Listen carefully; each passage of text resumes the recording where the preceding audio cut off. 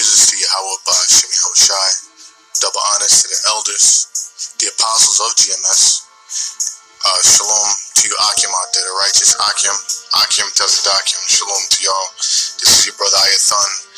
And this is going to be a quick reading, quick breakdown of Zechariah, the 5th chapter. Okay. Zechariah had a series of visions. And Zechariah, the 5th chapter, goes into his 6th vision, which is a prophetic vision going to the dispersion of Israel. So let me start at the first verse. It says, Zechariah 5:1. Then I turned and lifted up mine eyes and looked, and behold, a flying roll. And he said unto me, What seest thou? The he is talking about an angel. So the angel said, What seest thou? And I, representing Zechariah, answered, I see a flying roll. The length thereof is 20 cubits, and the breadth thereof 10 cubits.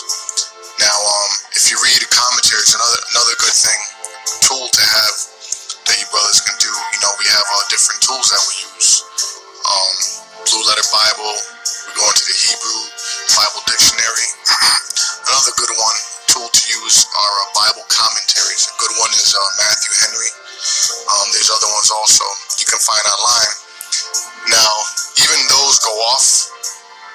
So with those, you do kind of pretty much have to be, spiritually discerned, and you kind of have to know what you're doing with those books also, those commentaries, because there's a lot of bones in those also. A lot of those are written by Edomite scholars and different scholars, and they're on point on a lot of the physical aspects, and I mean like the history. They're on point with the history, but when it comes to the spiritual aspects of scriptures, they totally go off. So when you read Zechariah the 5th chapter, if you search online, for a commentary, they're gonna say that what they say is that the flying roll represents an actual roll that he saw. Because in the ancient times the scriptures were written on scrolls, so they say that it was an actual scroll that was opened up, But the way we break it down is that Zechariah saw a chariot, and when you read in the following verses, you'll see why. So, verse 2 again, and he said unto me, What seest thou? And I answered, I see a flying roll. The length thereof is 20 cubits, and the breadth thereof 10 cubits. Then said he unto me, This is the curse that goeth forth over the face of the whole earth. For everyone that stealeth shall be cut off, as on this side according to it, and everyone that sweareth shall be cut off, as on that side according to it, representing judgment. Okay, so this scroll or this chariot is going to be a curse, because when this chariot appears, it's appearing to send forth judgment. Verse 4. I will bring it forth, saith the Lord of hosts, and it shall enter into the house of the thief, and into the house of him that sweareth falsely by my name, and it shall remain in the midst of his house, and shall consume it with the timber thereof, and the stones thereof.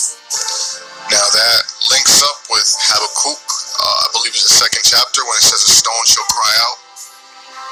Okay, so these chariots are going to come mainly here to America, the house of the thief, and it's going to destroy it with what? With fire. So verse 5. Then the angel that talked with me went forth and said unto me, Lift up thine eyes and see what is this that goeth forth. And when you read these scriptures, these visions, you have to actually picture it as you're reading it. You picture it like almost like you're there. You see?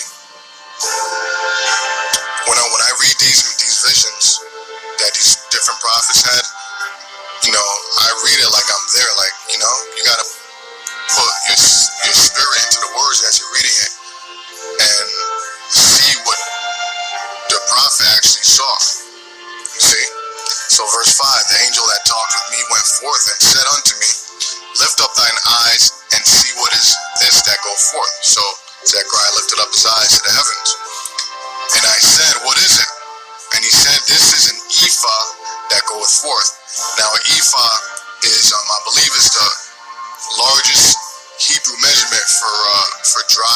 dry measure. So corn, salt.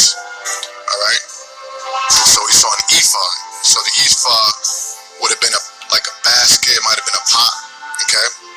So it said, this is an ephah that goeth forth.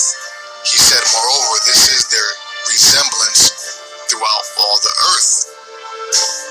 Okay. So the ephah, remember, that's a symbol of measurement. Okay, that's what they used to measure dry weight. So he said, this is their semblance throughout throughout all the earth.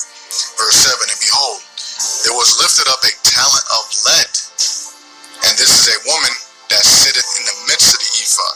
So the talent of lead was like a weight that was on top of the basket or the pot, whatever it was. Okay? You know, like how you have the Pyrex measuring cups, 1 cup, 2 cup, 3 cups, and it's like a cup and you can pour it. It was something like that. You know, if you look online and Google ephah, there's pictures of what the ephah would look like. So sometimes it's a basket with a handle, sometimes it's a pot, but they all have lids. So there was a heavy lead lid on top of it. All right, so I'll read it again, verse 7. And behold, there was lifted up a talent of lead, and this is a woman that sitteth in the midst of the ephah. That one woman, you guessed it, represents Israel. And he said, this is wickedness. And he cast it into the midst of the ephah. So that woman represented what? The wickedness of Israel. And the Most High was measuring their wickedness. Okay? Because what the Most High does, Most High is all about numbers and balance. You know, just balances. So the Most High will measure your wickedness against your righteousness. And once the measure of wickedness tips that balance too far, the Most High will send judgment upon you. Okay? That's why the scripture says he's long suffering. Because it's like a weight. And every time you do something wicked, it adds more to that weight until it's off balance. You see? So Israel was off balance in wickedness. So verse 8, and he said, this is wickedness, and he cast it into the midst of the ephah. Right? Remember, the ephah is a measurement. And he cast the weight of the lead upon the mouth thereof. So he shut it up. He cast that weight and he shut it up. Because what the Most High was doing was measuring the wickedness of Israel, and the Most High was going to pronounce judgment on Israel that they could not escape. So the ephah with the lead, with the talent of lead, which was a mouth over it, a heavy weight, that's what it represented. It held that Israel was not going to escape. So verse 9, then lifted I up mine eyes and looked, and behold, there came out 2 women, and the wind was in their wings, for they had wings like the wings of a stork. If you Google stork is a bird. It's in the same family as a bird called the heron. Now, the 2 women, they had to be angels, but what they represented is they represented the northern kingdom and the southern kingdom.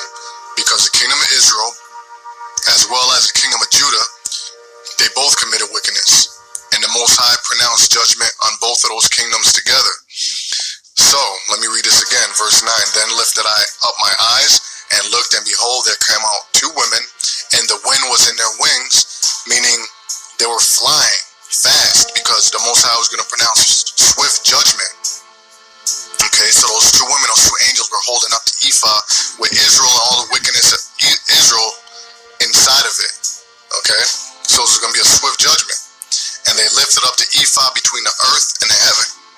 Verse 10, then said I to the angel that talked with me, whither do these bear the ephah? Meaning, where is he taking it? And he said unto me, to build it an house in the land of Shinar, and it shall be established and set there upon her own base. Now the land of Shinar represents Babylon, but this is prophetic going into modern day Babylon, and this is prophetic in the way that this is showing that the Most High is going to carry Israel, both Israel, the kingdom of Israel and the kingdom of Judah, out of their lands and disperse them throughout the earth. Now we're reading in the book of Zechariah. By the time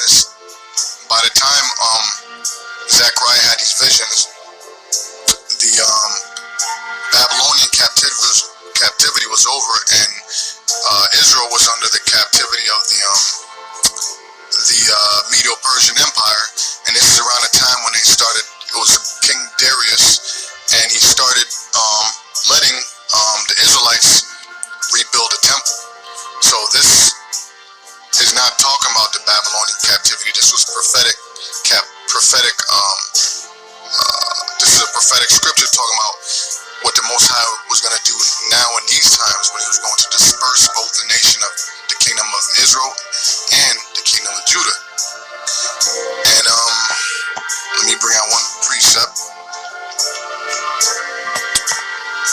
This precept is going to be Jeremiah 29, and I'm going to end it on this. Jeremiah chapter 29 and verse, let me start at, 17. Verse 17.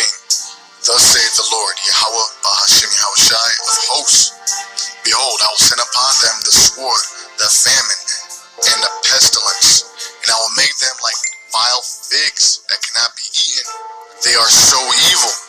Verse 18. And I will persecute them with the sword, with famine, and with the pestilence, and will deliver them to be removed to all the kingdoms of the earth, to be a curse and an astonishment and a hissing and a reproach among all the nations whither I have driven them. Verse 19. Because they have not hearkened to my word, saith the Lord, Yahweh Ba'ashem Yahushai, which I sent unto them by my servants the prophets. Same thing going on now. Rising up early and sending them, but ye would not hear, saith the Lord. Okay, and with that, my brothers, I'm going to say Shalom, Yahweh Ba'ashem, Yahushai, Barak Atham. I hope I, helped a couple brothers out there. All right, Shalom out.